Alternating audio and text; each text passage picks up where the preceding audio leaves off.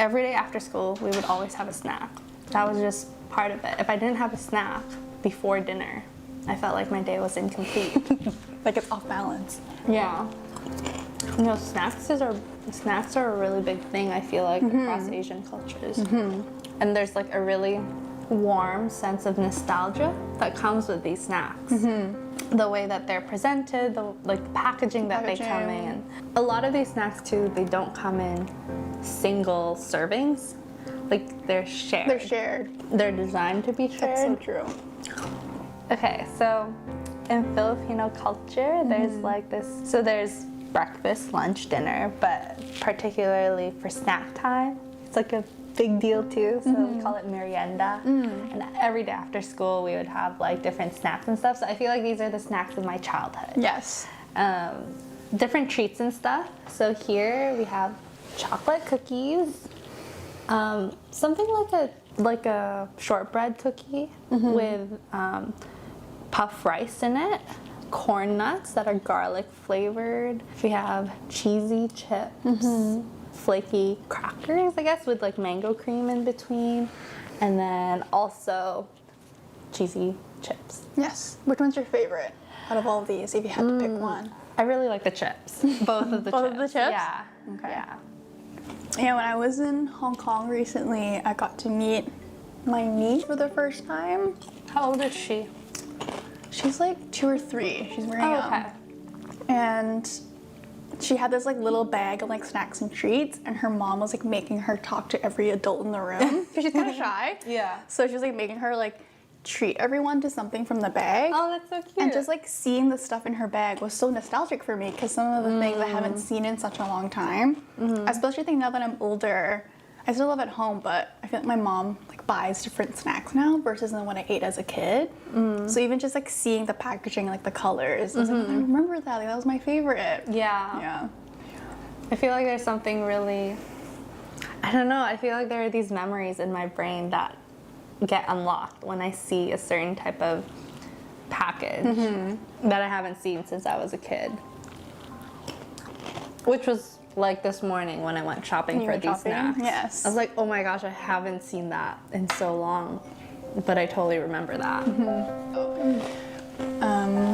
I thought about your podcast interview that you did about that project in the car, and how you'd mentioned at one of your past jobs there was something related to like Filipino textiles or typography or something like that. Like you were asked to do something related to Filipino art. Oh. And it was just handed to you because you were the Filipino person on the team. And so there's like a couple things I want to ask here, but one to start off with is just what was that experience like, and how did that make you feel?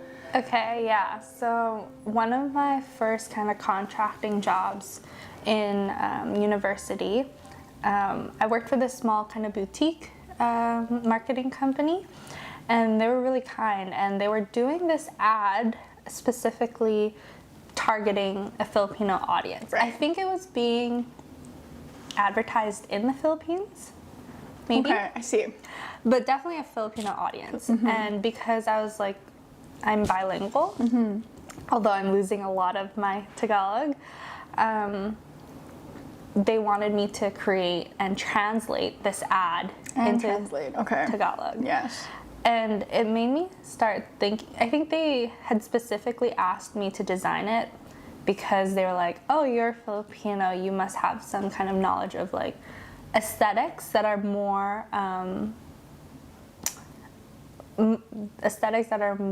catered towards a Filipino audience. And I was like, I don't think I do. I was like, what even is Filipino design? Like, what does it, I don't know how to articulate it, but I know it when I see it. And honestly, the only words that I could think of was that Filipino design to me at the time was ugly. Yeah. And I think what I mean by ugly is just that it's not like what I've learned here. Yes, it's different. It's really dense. So like all the text, there's no margins. We're using up as much space of the board. It's like fonts that are default. And I think a lot of that has, like, reveals kind of underlying tones of what's available in the Philippines. So why it's so dense is because materials are expensive. Yes. We want to use up as much of yes. what's given to us. Like white space is a luxury. I don't remember your question anymore. I guess just how did that feel? Oh. Just being like, okay, you're the Filipino person on the team, so here, you can do this. I don't think they meant it in that way. Yeah. I felt very like unknowledgeable. I was like, wait, I actually don't know though. I am as unknowledgeable as the next person on this team. Yeah. And I was like, oh, that's so interesting. I've never really thought about the histories or like the origins of where Filipino design came from, or like how it came to be the way that it is. And so I feel like that really opened my eyes to like wanting to learn about something about myself and where I came from, not just like what I'm being taught here in Canada. Yeah. Especially since I moved here when I was 7, like I've been pretty disconnected to the Philippines for like a long time now. I'm 24 now, so it's been a while. It's a long time. Yeah. I think I've only been back once. Really? Yeah. But I don't miss it. Yeah, because it's not... Because it's been so long. Your home is here. I miss Your life it is here. in like in not a tangible way. Like I long for the Philippines in the way I would long for a person or like okay, how do I describe this? It's like I don't long for the Philippines in the sense of I want to move back home. I long for the Philippines in the sense of wanting to know what it's like to have been immersed in that culture, my culture. I don't know how to articulate that. It is hard, but I think I know what you mean. I have something similar as well. So my parents are both from Hong Kong, and majority of our family are still there, and I've only been there 3 times. Each time somehow 10 years apart. So first I was like 3 or 4, and I was 13, and then recently in December, so I was 23. And I also I can't say I miss Hong Kong as well. I've only spent like maybe 2 weeks each time. I've only been there 3 times. I didn't spend extended time there. I didn't go to school there. I didn't grow up there. I was born here. But I also miss it and long for it at the same time. Also in the sense of like what could have maybe, and also because it feels like that's where my roots are, because that's where my parents are from, that's where my families are from, and that's where their stories originate as well.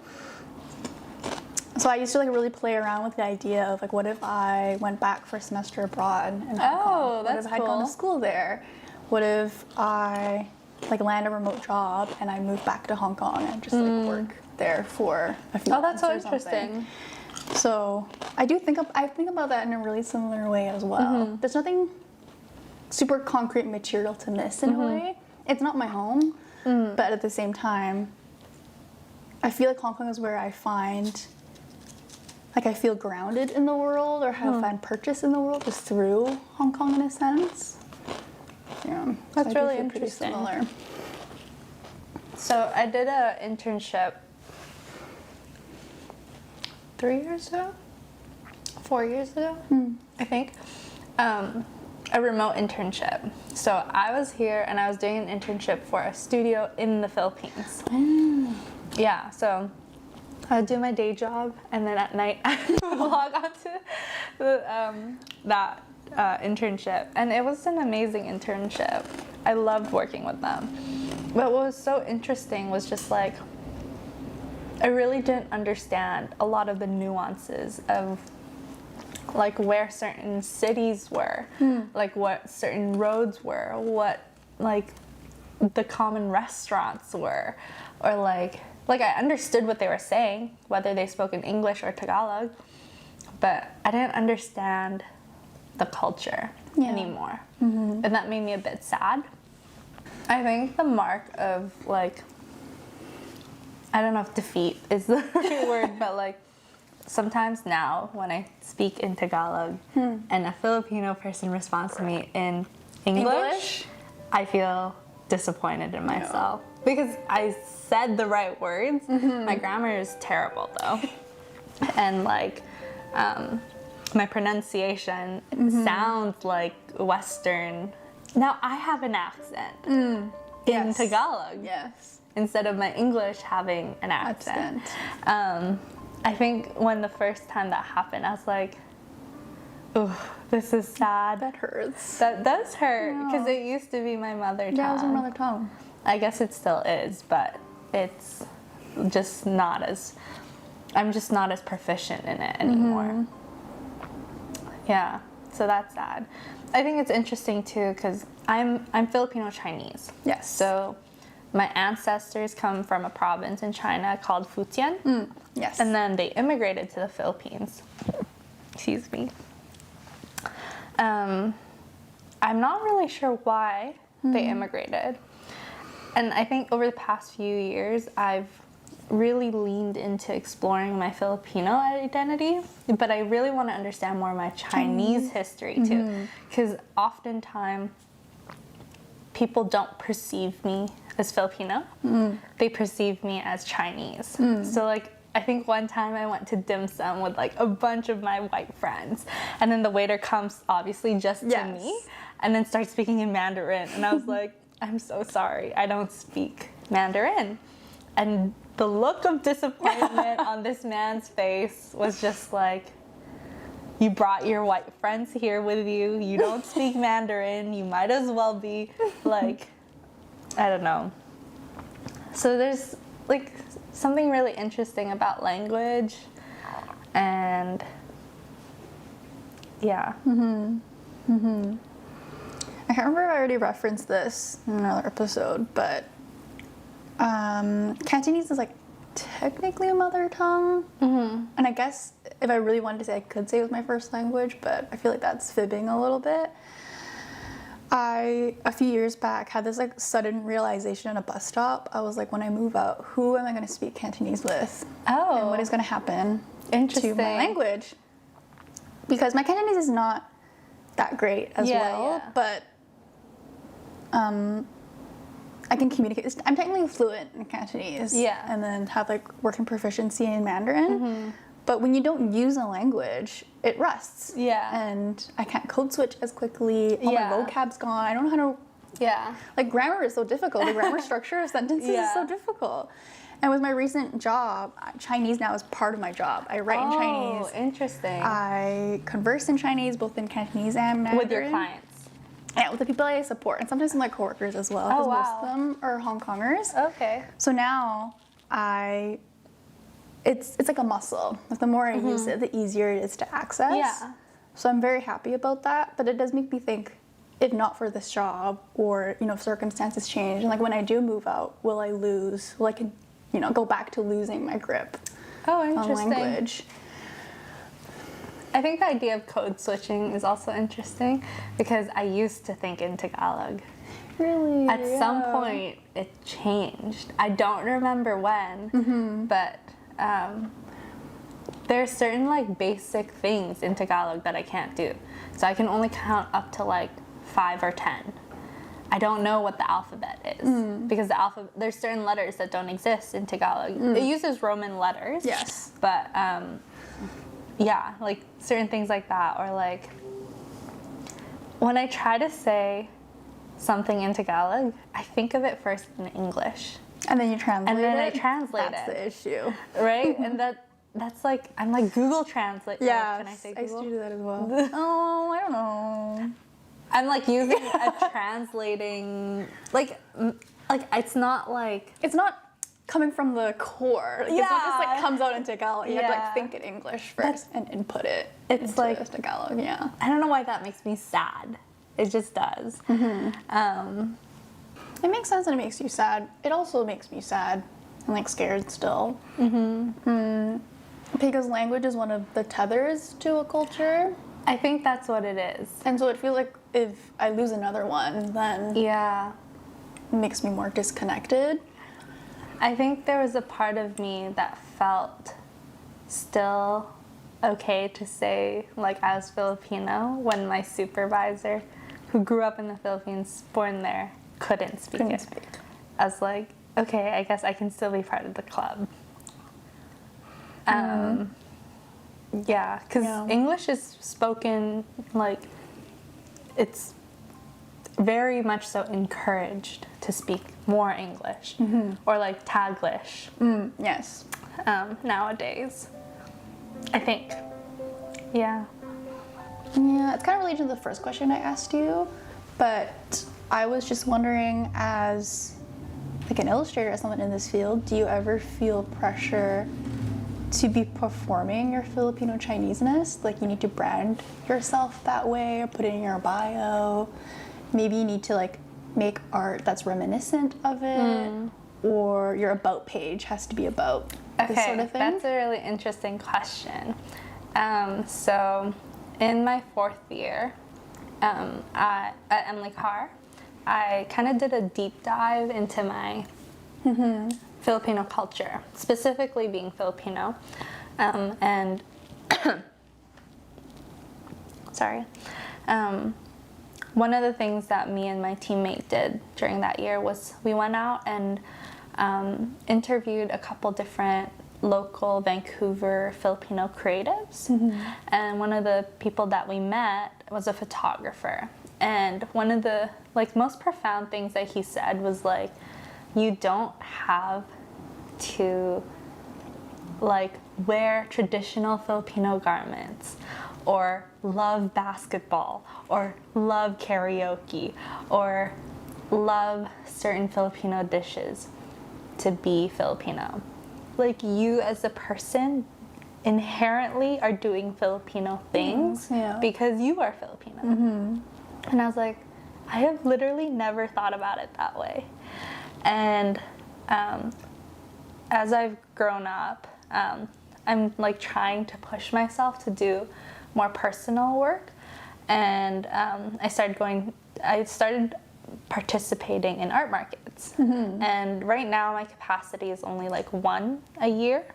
I'm trying to do 2 this year, but last year I was doing a market, a Christmas market, and this customer approaches my table and she's like, oh, like, where are all your Filipino things?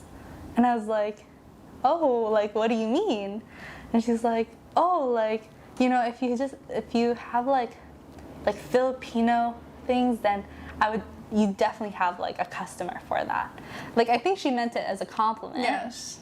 But I think what I find sometimes with like Filipino design is like you always use the sun from the flag. Yeah.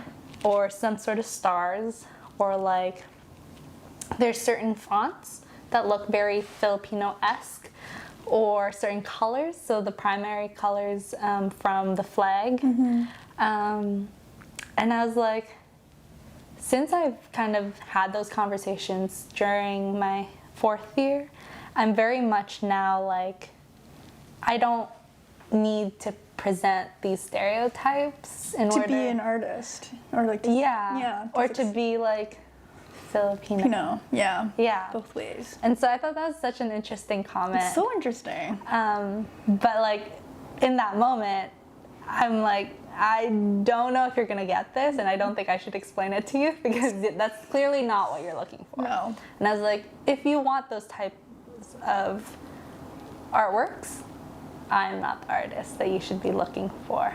I think I want to integrate Filipino culture in my art the way that it resonates with me. And if you're someone who wants to buy my art, that's amazing. But if you're someone who's looking for something particular that you want fulfilled, maybe find someone else. Yeah. Yeah. And I think it's like really easy for like especially Asian Canadian artists, to get siloed into Asian Canadian artists, especially women too. I feel like during Lunar New Year, there were like quite a few young Asian Canadian artists that I know who were like being asked to do projects because of their racial identity. And I think in part, of course, that's great. And also sometimes that can be kind of constraining. Yes. So it's hard to find the balance between those two things. It's hard to balance between being tokenized, but also being celebrated, but also taking up space and like taking up the opportunities, but also feeling siloed into these labels. Yeah. It's a mixed bag. It is. Yeah. It's kind of like what your answer to that person at the market is like. You can't expect every Filipino artist to be making similar things, and that's all that we make, and that's all you're interested in purchasing or experiencing. I wish I was more articulate, like than when I responded to that customer. I was just like, oh no, I don't make those things. Honestly, I think that's enough. You don't really need to be explaining yourself. That's true, but I want them to understand, you know? Because I feel like that insight was so helpful in understanding my place here in Vancouver. Yeah, that's such a powerful message that you got. Yeah, that's from such that an photographer. Important thing to hear, because I feel like a lot of, like you said, Asian Canadian artists, young Asian Canadian artists here in this scene do feel pressure or make a lot of similar things and feel like their only like value as an artist is because they create these stereotypical images, or these images that a certain audience wants to see instead of what they actually want to create. Yeah, I think it's a tough balance. It also makes me think of like an event that Josh and I went to quite a while ago where it was like advertised, I think, as like Chinese artists, particularly like the music scene. Oh, cool. Like it's just an event. Yeah. But if you showed up, if anyone else who didn't know what it was advertised at showed up, they wouldn't know it. Oh, that's kind of cool. So it was just like Chinese creatives making music. Yeah. And at the doesn't have to be in Mandarin. Exactly. Or it's not necessarily Mandarin. There's no like red symbolism. You know what I mean? Yeah. But then at the very end, no one's wearing chipaos and like all it's these just creatives doing creative things. And the organizer said something really similar at the end. They said that, like, basically, like, as people of color, we don't have to be filling that box the way that we're expected to. And something very simple, but just like, we are our set of color just because we exist and we're making this music, and that's all that it is. I think that's a really important message that a lot of people don't realize. Yeah, I think for me, sometimes there is a little bit of like imposter syndrome or like a little bit of fear in how I present, because I'm Chinese, born in the Philippines. So sometimes even when I speak to Filipino people, I feel like I'm Filipino, but like my ancestry, I guess, my blood is not technically Filipino. I don't know what that really means, though. I was watching this artist on Instagram the other day, and I don't really know if this is related to what we were just talking about, but something I've been thinking about is like, I don't really know what I'm doing. Like, I don't know what I want to do, but I feel like I don't love what I'm doing now. And this artist was kind of speaking to that similar idea.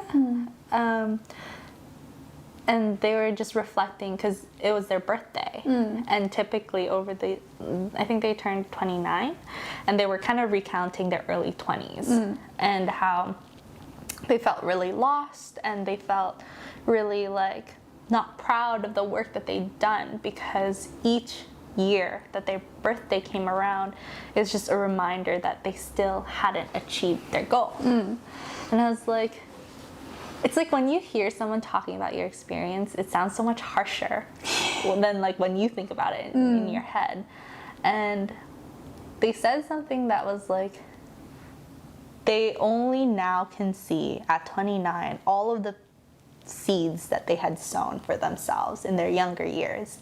And I'm hoping that even though I don't know what I'm doing right now, that I'm planting seeds for my future self that hopefully I'll be able to reap. I don't know when, but I hope that eventually. Yeah.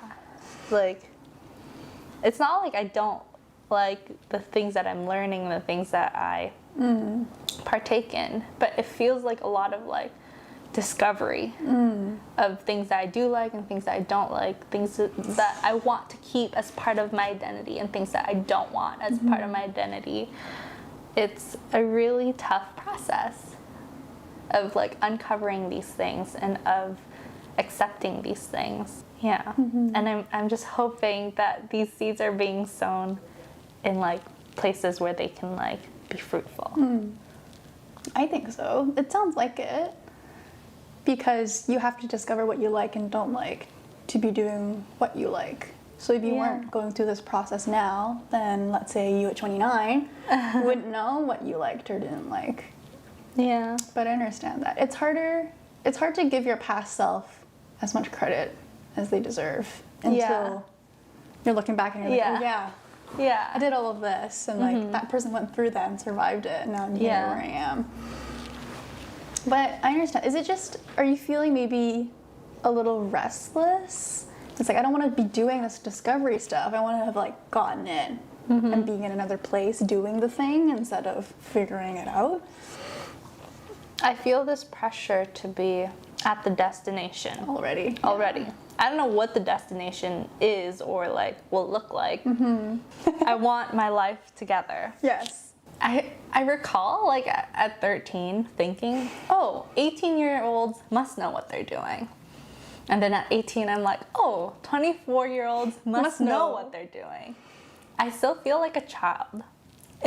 Not like a child, but in a sense, like I don't really know what I'm doing. I don't think I will anytime soon either.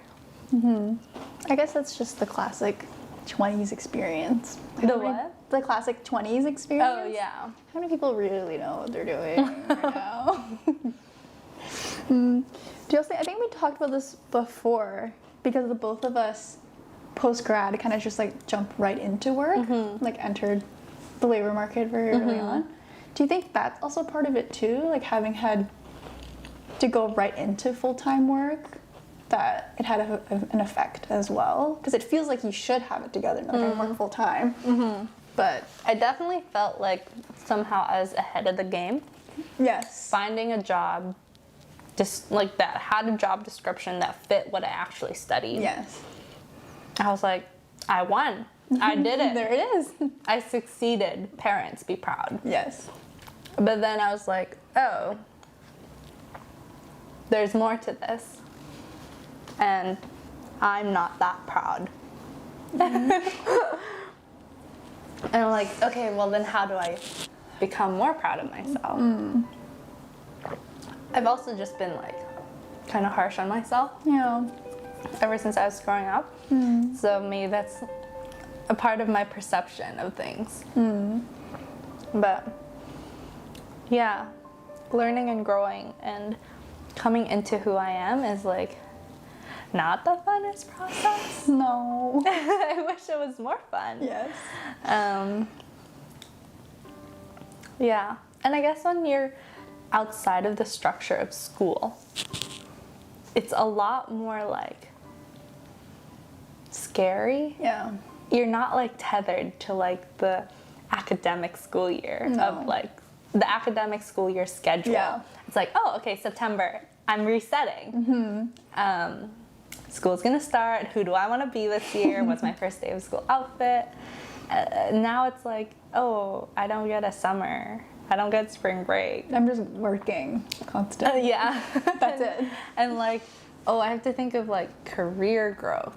and like my 5-year plan, or like I have to prepare for interviews. Yeah. And like one thing that was kind of like scary to me is like when you get a full-time job, the only way it stops is if you quit or you get fired.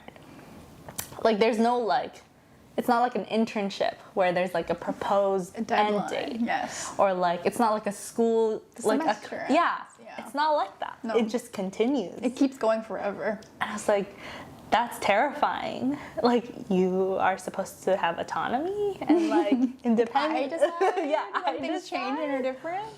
I was like, oh, that's so scary. Yeah. I know that seems so like a given, but like I didn't really realize that until I got a job.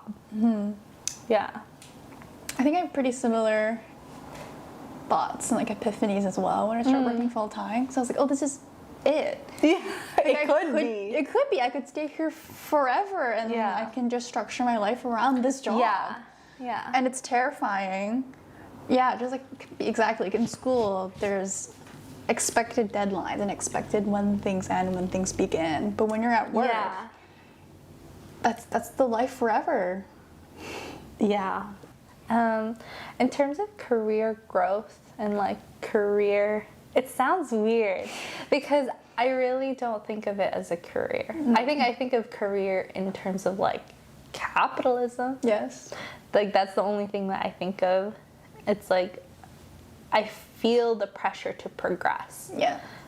To climb the ladder.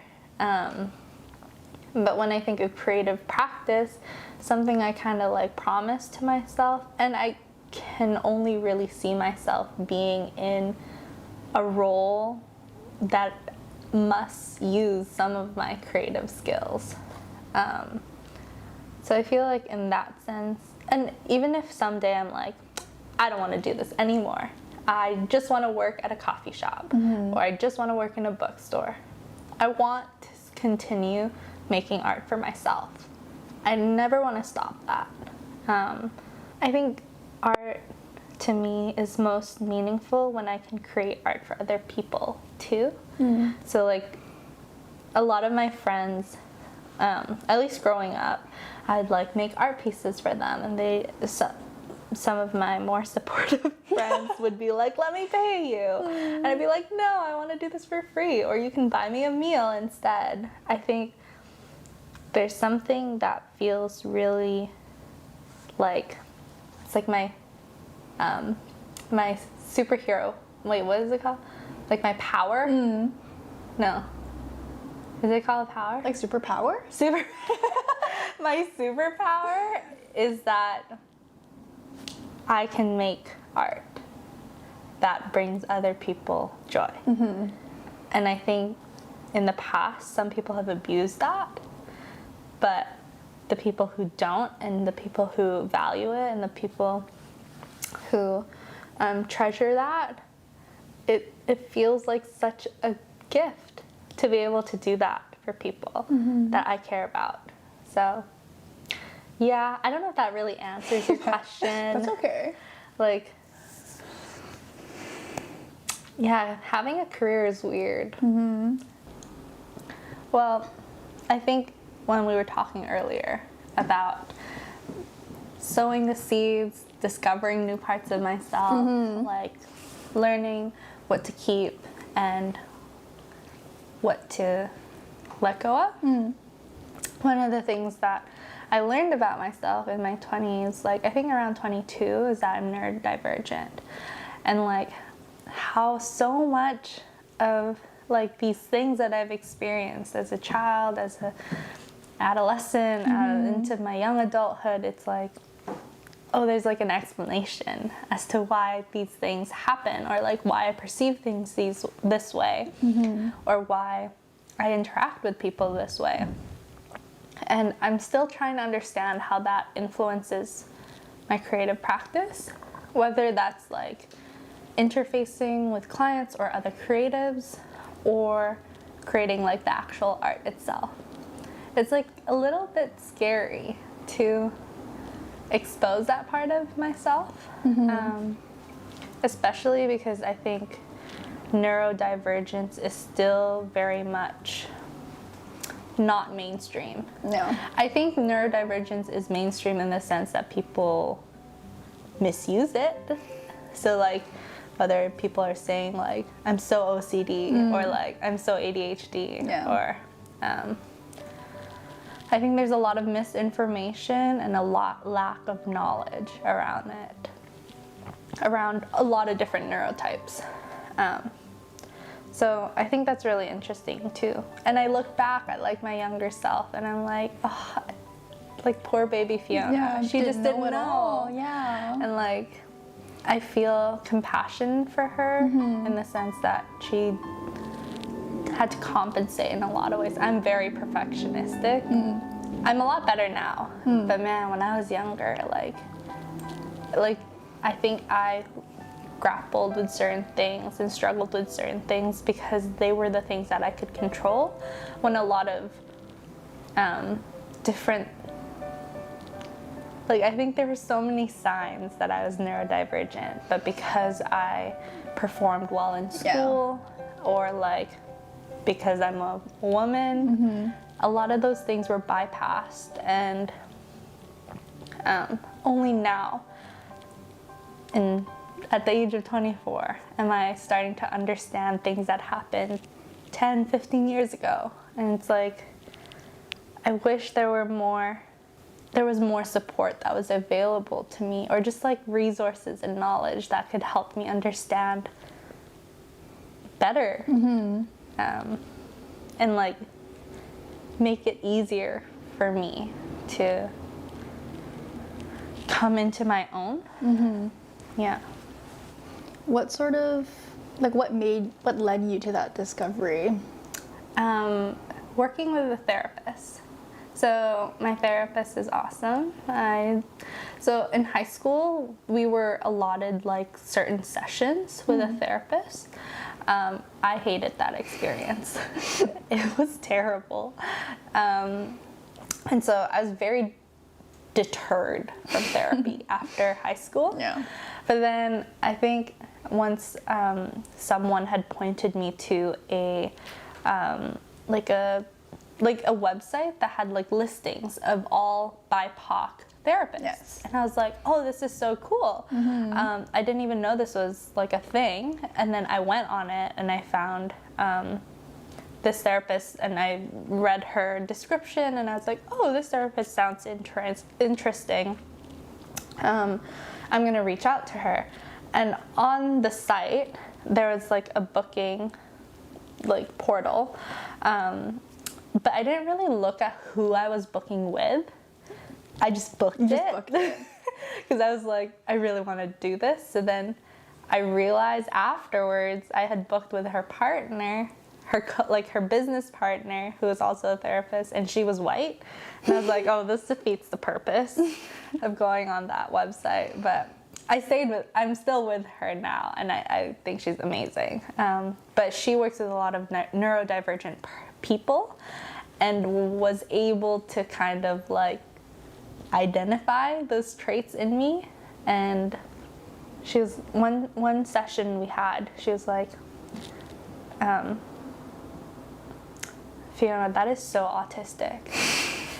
And I was like, at first I was like a little offended. And I was like, why am I offended? Like, I'm ascribing meaning to her saying that sounds so autistic, or that is so autistic, as if in my brain I heard her saying like it's just like it's negative. Yeah. Like certain adjectives that you might ascribe to like that word or that neurotype. At least the stigma of that neurotype that I grew up with. And when I think about that moment when she was like, Fyonna, that is so autistic. And I was like a little bit offended. I was like, okay, I don't think I should be offended. Why am I offended? Yeah, what's going on here? That's interesting. And it really encouraged me to unpack what being autistic means, especially as someone who doesn't pass as like neurodivergent. Like I can very easily pass as neurotypical. Neurotypical or allistic. I now feel like this kind of like, I don't know if solidarity is the right word, but just like this like very strong sense of like identity in being neurodivergent. And I feel very like proud and very like grateful that I've come to that understanding. And I feel really honored to be neurodivergent. A lot of creative people are neurodivergent. And that's encouraging to me. It's just understanding that there are people with higher support needs and lower support needs, and like how neurodivergence presents in people is like so different. So different. Especially being autistic, I feel like my life is full of contradictions. So like I love a lot of structure, but I love surprises. Or like, and I know some people hate surprises. Yeah, that just shows, well, yeah, first of all, that's the spectrum. Everyone's experiences are different. Yeah. And also that people contain multitudes. So it's human to be contradictory and have contradictions. That's fair. Yeah. Even within something that feels like it could be like a simple label, it's like, well, actually, I experience it differently than the next person, and so on. I guess that it makes it harder to approach it scientifically. I guess so. Because it's not repeatable. Well, it is to some extent. To some extent.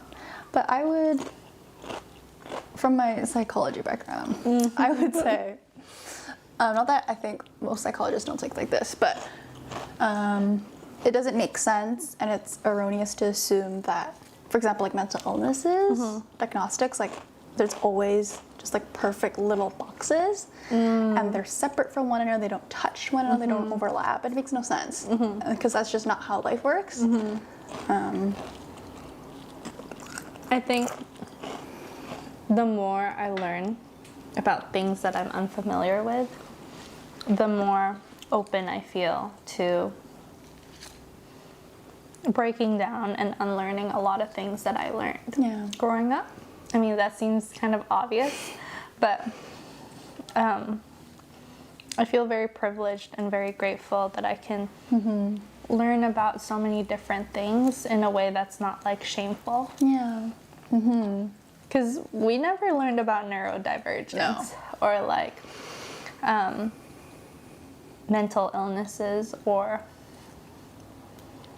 those types of things growing up. Whether it was at home or at school, especially coming from a religious background, it can be really dismissive.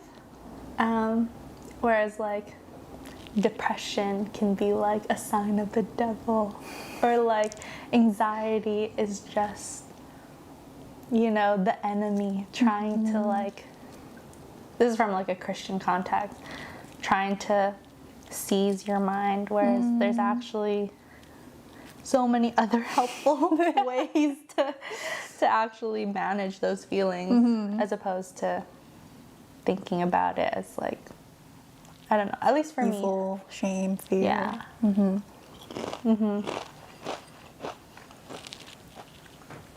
It feels like such a coincidence that you booked it with your current therapist. Because do you think you would have made these discoveries in this way if it wasn't for I don't think so. booking? Yeah. I don't even know what prompted me really to kind of unpack it with to go back to therapy. I think I just felt ready to understand myself better, which I guess it's a good thing. Yeah. Not a lot of people are ready for that. No. I know a lot of those people.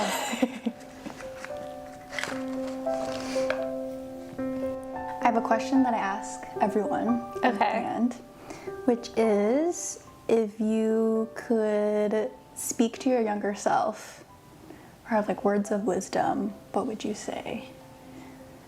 And it can be like any age, like whatever age that popped up for you. I feel like whenever I hear that question, it's like to really younger self. I feel like ever since I was young, I've always had a really deep value for authenticity. But I think that's always been clouded by a lot of social pressures that I didn't understand. Like social norms and social pressures that were like for example, like even now, I find it really hard to understand idioms because they don't really make sense to me. It's like random words from like random metaphors that are not applicable at all to my life. And I think that's one example of like a social norm that like people are kind of expected to understand, at least here. And I think there's a lot of moments when I was younger, whether it was like social norms with jokes, social norms with how you share things, social norms with how people do things. So like for example, I remember someone making fun of me once for, so you know like line paper, most people write on the lines. It didn't occur to me to write on the lines. I write like in between the lines. So like my letters are floating almost. That's how I always wrote. And then they pointed that out and I was like, oh, I literally never thought to do that. But like all these things that I kind of just didn't really understand. And I don't think they meant anything malicious by it. And I think that's often what, like, a lot of people, when they point things out that I do, don't mean anything malicious. It's just like, I didn't realize it wasn't... It was different. Yeah. Because that's just how I've done things. Yeah. And I think I would tell my younger self to not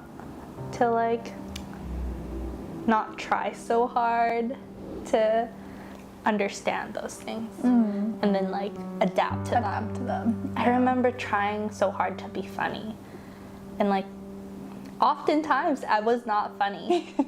I came across offensive. I came across as like weird or rude. Yeah.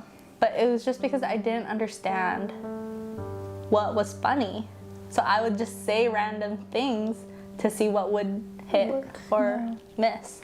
Oftentimes more misses than hits. And I wish that I had more patience and compassion for myself. I guess I would tell my younger self that, like if she was literally right here, I'd say, you're a really cool person and I hope you know that. Yeah. That seems so like lame, but just like an affirmation for yourself, you know. Yeah. I need a lot of affirmations and reassurance. So I feel like I would do that for myself. Yeah. Yeah. That's really nice. Thank you. Okay. That's it. Do you want to watch this episode? No. Okay, that's very valid. Too soon. Too soon.